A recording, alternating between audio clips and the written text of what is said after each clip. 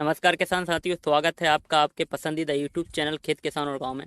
किसान साथियों, आज की वीडियो में हम बात कर रहे हैं जनवरी के अंत में और फरवरी के शुरू हफ्ते में, पहले हफ्ते में हमें ऐसी कौन सी फसल लगानी चाहिए जिससे कि हम कम समय में मात्र 50 से 60 दिन में 1.5 से 2 लाख प्रति एकड़ के हिसाब से हम इनकम जनरेट कर पाएं। तो आज की वीडियो में हम इसी संदर्भ में एक ऐसी फसल के बारे में बात करने वाले हैं जो नए किसान हैं और खेती की शुरुआत कर रहे हैं, तो उनके लिए यह वीडियो काफ़ी इम्पोर्टेंट और काफ़ी फ़ायदेमंद होने वाला है, क्योंकि आज मैं आपको एक ऐसी ही फसल के बारे में बताने जा रहा हूं जो मात्र आप 50 से 60 दिन में कम लागत में 2 लाख रुपए प्रति एकड़ के हिसाब से मुनाफा कमा सकते हैं। तो आप वीडियो में अंत तक बने रहें, वीडियो को पूरा देखें और चैनल पर नए हो तो प्लीज़ चैनल को सब्सक्राइब कर घंटी वाले आइकन को जरूर दबाएं, जिससे कि आने वाले वीडियो का नोटिफिकेशन आपको मिले और आप उसका लाभ ले सकें। तो किसान साथियों, मैं हूँ निखिल रजक, स्वागत करता हूं आपके पसंदीदा यूट्यूब चैनल खेत किसान और गांव में। किसान साथियों, आज की वीडियो में हम बात कर रहे हैं मात्र 50 से 60 दिन में तैयार होने वाली ग्रीष्मकालीन तरबूज की खेती, जो जनवरी से स्टार्ट होती है और फरवरी के एंड तक हम इसकी सीड सोविंग कर सकते हैं।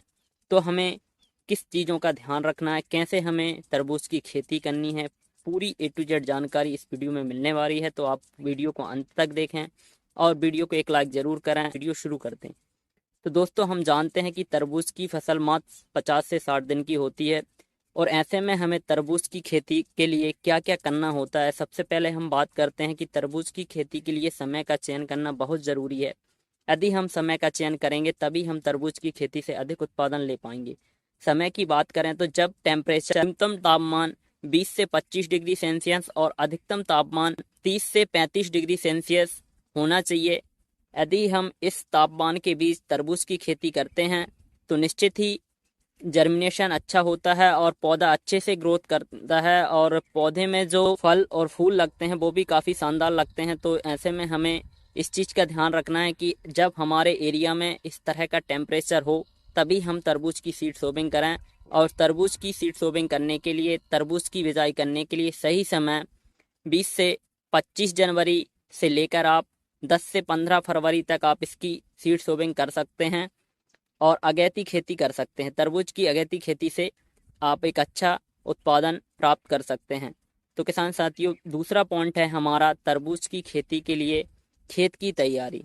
जैसा कि हम सब जानते हैं कि खेत की तैयारी करना फसलों के लिए बहुत ही आवश्यक होता है और यदि हम सही तरीके से खेत की तैयारी करते हैं तभी हमें फसलों से अधिक उत्पादन आने की संभावनाएं रहती हैं। तो हमें खेत की तैयारी सही से करना है, क्योंकि जो हम तरबूज का बीज लाने वाले हैं वो काफ़ी महंगा होता है और खेत की तैयारी पर ही हमारे फसल का जो उत्पादन है वो निर्भर करता है। तो हमें खेत की तैयारी में सबसे पहले आपको गहरी जुताई कराना है। गहरी जुताई कराने के बाद 1 से 2 बार आप कल्टीवेटर से जुताई कराएं। कल्टीवेटर से जुताई करने के बाद में इसी समय आप अपने खेत में बेसल डोज की जो मात्रा है वो पूरी अपने खेत में डाल दें। प्रति एकड़ के लिए कम से कम 3 से 4 ट्राली अच्छा कंपोस्ट खाद हमें अपने खेत में डालना, जिससे कि हमारे खेत में पर्याप्त मात्रा में पोषक तत्वों की पूर्ति हो जाए और जो हम तरबूज की खेती प्राकृतिक तरीके से उसको हम कर पाएँ। और किसान साथियों, यदि आपके पास कंपोस्ट खाद नहीं है तो आप सोलर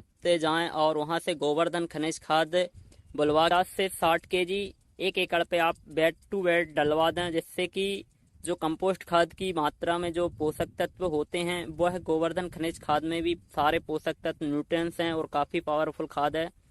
तो यह आप डलवाएं और बेड पर डलवाने के बाद में थोड़ा सा हल्का उसमें मिट्टी में मिलवा दें, जिससे कि यह पूरी तरह मिट्टी में मिल जाए। बेसल डोज डालने के बाद में आपको रोटावेटर चलाकर मिट्टी को भुरभुरा करा लेना है और मिट्टी को भुरभुरा कराने के बाद में की तैयारी के बाद जो नेक्स्ट पॉइंट है वो है मेड़ किस विधि से बनाना है। तो किसान साथियों, तरबूज की खेती के लिए हमें बेड से बेड की 5 फीट की दूरी रखना है और बेड की चौड़ाई है वो ऊपर से 2 फीट, नीचे से 3 फुट होना चाहिए और ऊंचाई हमें 1.5 से 2 फीट रखना है, जिससे कि किसान साथियों तरबूज की फसल अच्छे से ग्रोथ कर पाए, पौधे की जो जड़ें हैं, जो रूट्स होंगी वो अच्छे से डेवलप हो पाए ज़मीन में और वो पूरा न्यूट्रिएंट्स उठा के फसल को दे पाएंगी, जिससे कि हमारी जो फसल होगी वो अच्छे से ग्रोथ करेगी और ग्रोथ के साथ साथ जो फल और फूल आएंगे उनमें भी काफ़ी इजाफा होगा। तो यह हुई हमारी खेत की तैयारी के बाद बेड की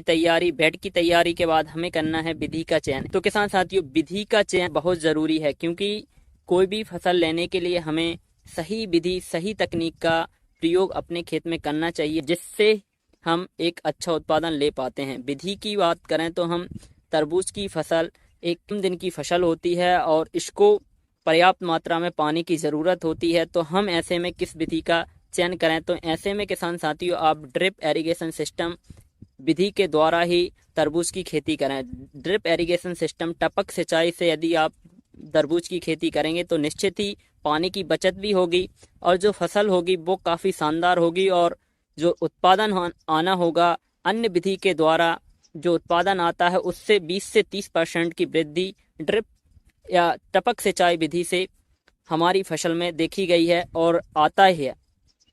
तो हमें ड्रिप एरीगेशन सिस्टम के द्वारा 16 mm वाली इनलाइन को आप बेड के ऊपर डलवा दें। उसके बाद में आपको क्या करना है, इस पे मल्चिंग सीड लगाना है। यदि मल्चिंग सीड हम अपनी क्रॉप में लगाते हैं तो क्या होता है कि जो खरपतवार आना होता है वो नहीं आते। वाले समय में टेम्परेचर बढ़ता है, जब सनलाइट हमारी फसलों पे पड़ता है तो उससे काफ़ी प्रभाव पड़ता है और उत्पादन कहीं ना कहीं कमता है। तो ऐसे में हमें मल्चिंग सीड का प्रयोग भी करना है। मल्चिंग सीड का प्रयोग करेंगे तो खरपतवार नहीं आएगा। और दूसरा चीज़ है कि हमारा जो पानी का स्टोरेज है वो सही से रहेगा। टेम्परेचर बढ़ने से पौधे में कोई भी समस्या नहीं आएगी। तो मल्चिंग सीड के बाद में हमें क्या करना है, सीड का चयन, बीज का चयन। तो किसान साथियों, बीज के चयन भी एक महत्वपूर्ण विषय होता है। जब हम कोई भी फसल लगाने जाते हैं तो सबसे पहले हमें बीज का चयन भी एक महत्वपूर्ण हिस्सा होता है हमारी खेती के लिए। तो बीज का चयन में आप देसी वैरायटी के साथ साथ यदि आप नए किसान हैं और कम समय में अधिक उत्पादन लेना चाहते हैं तो हाइब्रिड बीज जो मार्केट में अवेलेबल हैं, आप उन बीजों का चयन करें जो आपके क्षेत्र में प्रचलन में हो और अधिक उत्पादन दे रहे हों। और किसान साथियों, जिनका मार्केट रेट आपके एरिया में काफ़ी अच्छा हो, ऐसे वैरायटी का चयन करें। और कुछ चुनिंदा वैरायटियाँ जो मैं आपको बता रहा हूँ, जैसे कि शैमिनस का मादा होता है, या ट्रोपिका शीट का हिटोन है, न्यूहेम्स BSF का मैक्स है। तो ऐसी वैरायटियों का आप चयन कर सकते हैं। इनका जो उत्पादन है वो काफ़ी अच्छा आता है। और वैरायटी के बारे में मैं डिटेल से जानकारी एक नेक्स्ट वीडियो में दे देता हूँ, यह वीडियो ज़्यादा लंबा हो जाएगा। तो किसान साथियों, बीज के चयन के बाद हम बात करते हैं कि हमें सीड की सोविंग कैसे करना है। पहले आप ड्रिप लगाने के बाद में जो मल्चिंग सीड लगेगा उसमें पौधे से पौधे की 2 फीट की दूरी पे आपको होल डालना है और होल मेकर से आप मल्चिंग सीड में होल डालना है। उसके बाद में आप ड्रिप को अच्छा, बेड को अच्छा गीला करना है। बेड को गीला करने के बाद में हमें इसमें सीड लगाने हैं और सीड को हमें ज़मीन में सिर्फ आधा इंच डालना है, जिससे कि उसका जो जर्मिनेशन है वो काफ़ी अच्छा हो सके। किसान साथियों, सीड लगाने से पहले हमें सीड को ट्रीटेड करना है। बीज चयन के बाद अब बात करते हैं हम सीड या बीज का उपचार, सीड ट्रीटेड बीज का उपचार। तो किसान साथियों, जो बीज हमारे मार्केट में मिलते हैं वो रासायनिक फंगिसाइड, इंसेक्टिसाइड से कोटेड होते हैं। तो आप प्राकृतिक खेती करने जा रहे हैं तो सबसे पहले हमें इनको साफ करना होता है। 3% गौमूत्र में इनको डालकर थोड़ा सा फ्रेश कर लें और फ्रेश करने के बाद में हमें इसमें जैविक तरीके से फंगिसाइड जो ट्राइकोडर्मा सूडोमोनास होता है उसको देना है।